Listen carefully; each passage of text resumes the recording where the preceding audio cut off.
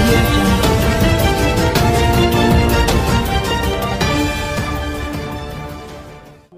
ఏంటండి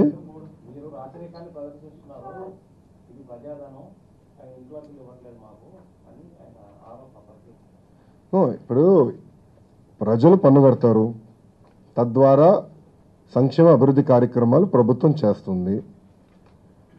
ఒక్కసారి మనం ఆలోచిస్తే ఉమ్మడి రాష్ట్రంగా ఉన్నప్పుడు 1100 కిలోమీటర్లు వేశారు.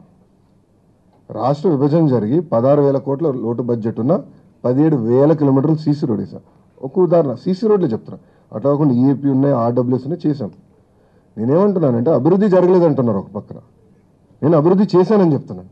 ప్రభుత్వం చేసింది, చంద్రబాబు నాయుడు గారి నాయకత్వంలో మేము చేసాం. చెప్పుకుంటాలో తప్పలేదు కదండి, చేసామని చెప్తున్నారు. వాళ్ళనే చేయలేదు అంటున్నారు. సో వాళ్ళొకసారి ఆలోచించాలంటే మేము చేశాము మా సొంత డబ్బులతో చేయలేదు అంటున్నారా, లేదంటే మేము చేయట్లేదు అంటున్నారా? నాకు కూడా కొంచెం కన్ఫ్యూజన్ ఉన్నా. మీరు క్లారిటీ ఇస్తే నేను సమాధానం చెప్పగలుగుతాను. మేము అనలేదండి, మేము అనలేదు. మా స్పీచ్ చూస్తే చంద్రబాబు నాయుడు గారి నాయకత్వంలో జరిగిందని చెప్పాను. చంద్రబాబు నాయుడు గారి నాయకత్వంలో జరిగిందండి. రాజశేఖర రెడ్డి గారు ముఖ్యమంత్రిగా ఉన్నప్పుడు, రోసయ్య గారు ముఖ్యమంత్రిగా ఉన్నప్పుడు, కిరణ్ కుమార్ రెడ్డి గారు ముఖ్యమంత్రిగా ఉన్నప్పుడు 1100 కిలోమీటర్లు వేశారండి.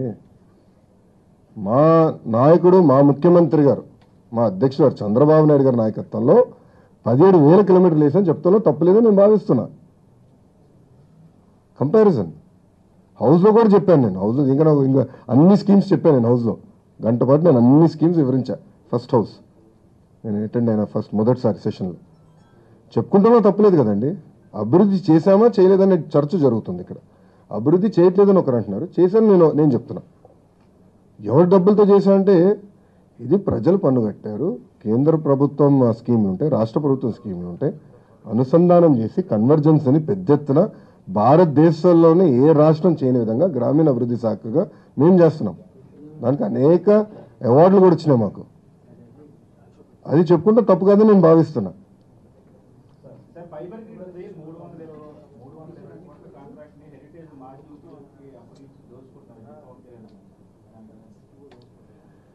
నేను ఆల్రెడీ నా స్పీచ్లో స్పష్టంగా చెప్పా, అర్థం పర్థం లేని ఆరోపణలు ఎవరు చేయకూడదు. సాక్ష్యాధారాలతో ముందరికి రండి, సాక్ష్యాధారాలతో ముందరికి రండి. ఎక్కడ నెట్ ఇండియా హరిప్రసాద్ గారు ఆయన మా ఉద్యోగస్తుడు కాదు. ఆయనకి ఫైబర్ గ్రిడ్కి సలహాదారుడుగా ఉన్నాడు, అడ్వైజర్గా. ఎందుకంటే ఆయనే ఐడియా ఇచ్చారు దీనికి ఒరిజినల్గా, అంతే. హరిప్రసాద్ ఆయన పేరు కూడా చెప్పారండి, హరిప్రసాద్ గారని వాళ్ళు చెప్పారు. సో ఇప్పుడు నేనేమంటున్నానంటే నా పైన ఇప్పటికీ ఇది 3వ ఆరోపణ 4వ ఆరోపణ అనుకుంటున్నాను. నాకు ట్రాక్ కూడా పోయింది, కౌంట్ పోతుంది స్లోగా. నేను 1 పైసలు అడిగా, ఆరోపణలు ఉంటే ఆధారాలు ఉంటే తీసుకొచ్చి పెట్టండి ముందల, ప్రజలు డిసైడ్ చేస్తారు కదా. ఏదో ఒక స్టిక్కర్ వేసేసి లోకేష్ని, హెరిటేజ్ లోగోని, ఎస్ఎఫ్ఎల్ లోగో పెడితే ఎంతవరకు న్యాయం అండి? 25 సంవత్సరాలైంది సంస్థ ప్రారంభించి. ఆనాడు ముఖ్యమంత్రి గారు ఒక ఆలోచన, ఎందుకంటే రాజకీయాలపైన కుటుంబం ఆధారపడి ఉండకూడదు అని ఒక ఆలోచనతో ఆనాడు పునాదేస్తే ఈరోజు ఒక్క రాష్ట్రం కాదు, దాదాపు నాకు తెలిసిన వరకు 12-13 రాష్ట్రాలకు వెళ్ళిపోయినట్టున్నారు. నాకు కౌంట్ కూడా పోయింది.